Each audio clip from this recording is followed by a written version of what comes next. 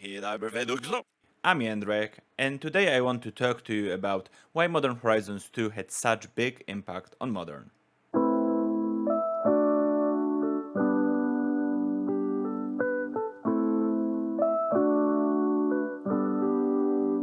Let me start this video by saying that I'm not trying to reinvent the wheel, and the underlying idea behind this whole project is that cheap spells are good. I just wanted to talk about it for quite some time, but it took me a while to gather all my thoughts on the topic and to present them in a hopefully concise manner. So this video will be divided in three parts. I'll start by talking about the core principles that, in my mind, are the most important things when it comes to shaping the format, and also how MH2 differs from its predecessor. Then I'm going to present the historical perspective of Modern in respect of those principles. And finally, I'll talk about the current format and how you can adapt to all the changes. Without any further ado, let's jump right into it.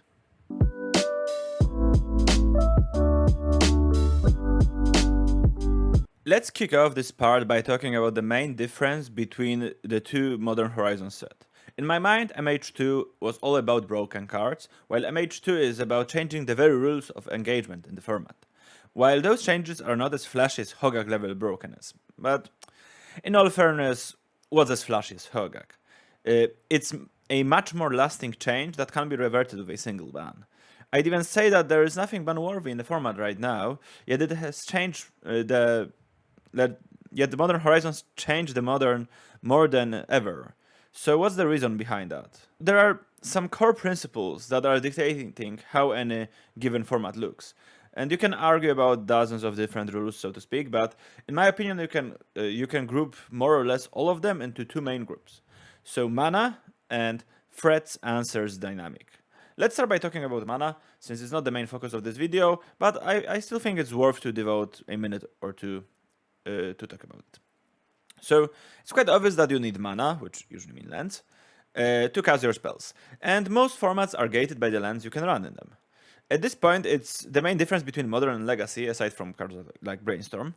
In Legacy, you can play with duels, soul lands, and other kinds of old broken lands that are just not available in Modern, which makes certain strategies, for example, multicolor control decks with dual lands, and cards, for example, Chalice of the Void, casted on turn 1 via soil lands, that much better than they are in Modern. And also, let's not forget about Wasteland, which also puts significant constraints on what's playable in Legacy. Even if you look at Modern, you can track some of the biggest format shakeups to crucial changes in the available pool of lands. So, cans of Tarkir with allied colored fetch lands, and Ikoria with Triumphs come to mind. Ironically, in both of those cases, those lands played second fiddle, and rightfully so, to the utter brokenness of Delve spells and companions, respectively, which is probably why they are not as discussed as they probably deserve to be. The second group of principles, and the main focus of this video, is the threats answers dynamic. This handy Cartesian plane that should appear right now on your screens represents the quality of threats and answers on X and Y axis, respectively. Quality in this case is a measurement that takes into account multiple factors, and it's hard to really pin down, but mostly consists of two variables: raw power and efficiency of those cards. This is what I call the optimum line. As you can see, it's not a perfect x equals y, because in my mind answers should have a bit more quality than threats for two main reasons. Number one is obviously the play-draw difference, and if answers are a bit better than threats, then being on the draw isn't as punishing as it otherwise would be. Number two stems from the game theory, and it's what I call the threats answers disparity. This basic game example presents two hypothetical players, T, threatening, and A, answering, and two possible situations for both of them. One, they have their desired card, be it a threat or an answer, and 0, they don't have it. And the outcomes of the four possible situations. As you can see in this very simple example, answers are never inherently ahead. If all the cards are of the same quality, then answers are at parity with threats when both either draw 1 or 0, irrelevant when they don't have a threat, and behind if they have a threat and you don't have an answer for it. The way to equalize it is by printing answers that trades up on a resource. Usually it's either cards or mana. So they come up ahead in a 1-1 scenario. So what happens if the format deviates too much from the optimum line and goes into either of the extremities?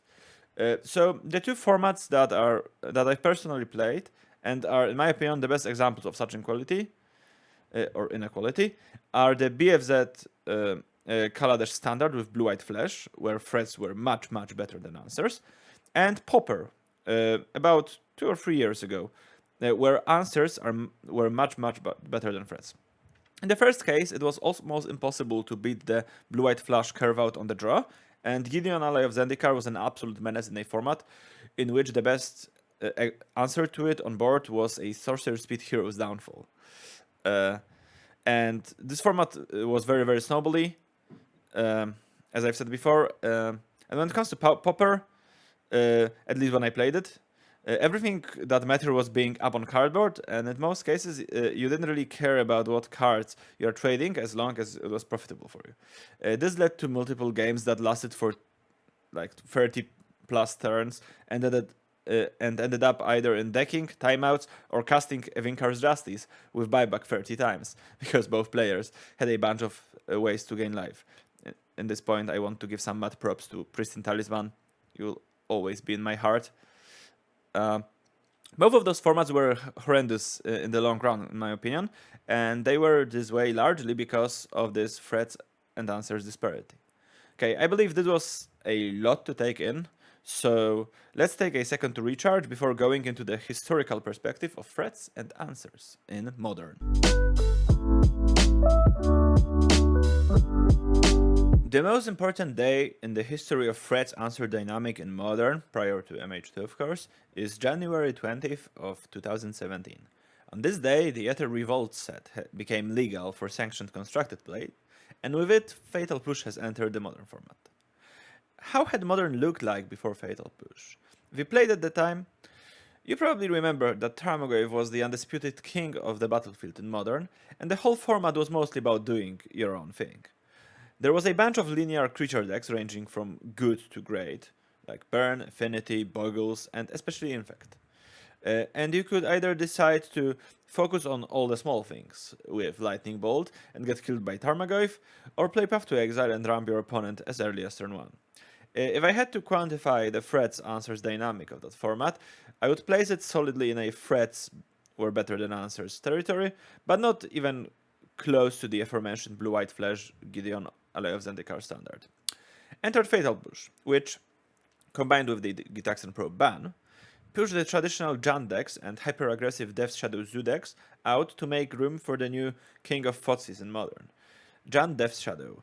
Modern has been taken by storm in the middle of February 2017, when a group of pros led by Josh Atherlayton and Jerry Thompson dominated GP Vancouver with the new mid-range take on Shadow, taking 3 slots in the top 4, including the trophy, and another one in the top 16.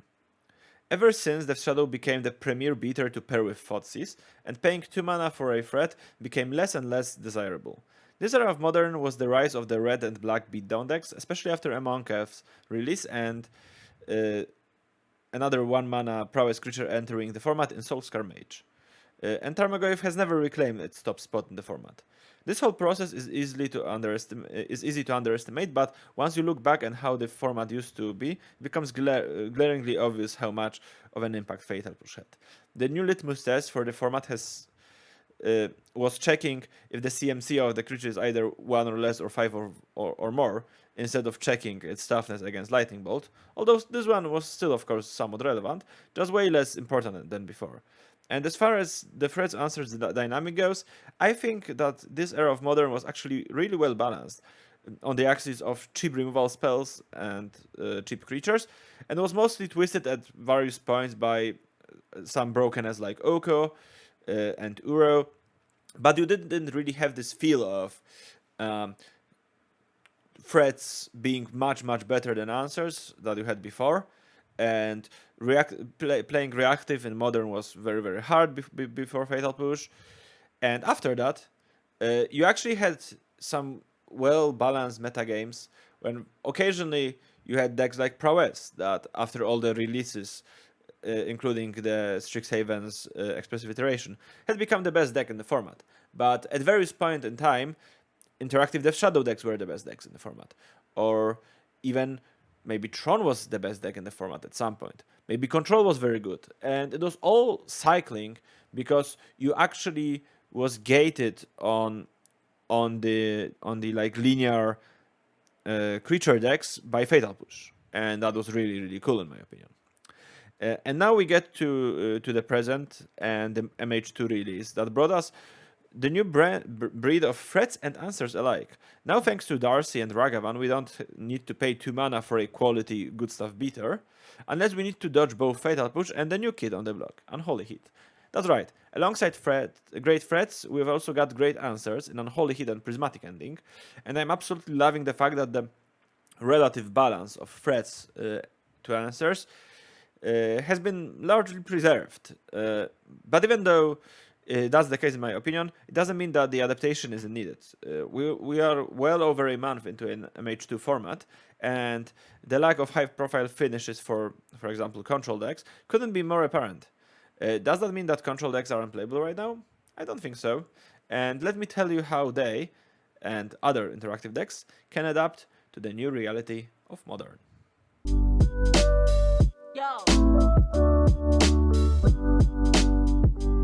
Okay, so now let's talk what needs to change in Control in order for it to succeed. In my opinion, the biggest adaptation is going away from Planeswalker angle. As much as it pains me to say, Jace and Teferi Hero, and to a lesser extent Ren and Teferi Raveler, are much easier to interact for a cheap price of a single red mana thanks to Unholy Heat. And believe me, if you spend 4 or 5 mana for your Planeswalker just for your opponent to answer it for 1, you will see how devastating it is, how devastating of an exchange it is. The smaller walkers are obviously trading better on tempo there, but are also more vulnerable to Prismatic Ending, especially Rensky. So the biggest winners of this shift are Planeswalkers with more than 6 loyalty after first activations, which is kinda hard to find, but I mostly mean Tibalt Cosmic Impostor, and non-Planeswalker engines that generate cards, such as Search for Azcanta. Overall, the format is extremely centered about creatures, as the 2 most important pillars of the format, which are hyper-efficient red mid-range decks with Darcy and Ragavan, and Saga decks, be it a combo aspect with Hammer and Amulet, or mid-range aspect with Food. They are all revolving around creatures. That coupled with the fact that both Unholy Heat and Prismatic Ending are pretty good at answering some non-creature threats, brings me to a somewhat obvious conclusion. You should play a lot of removal spells. And when I say a lot, I mean it. I think that running effectively 15 plus removal spells in your deck, and then some Snapcaster Mages on top, is perfectly fine right now, as nothing really punishes you for that, as far as the popular decks go.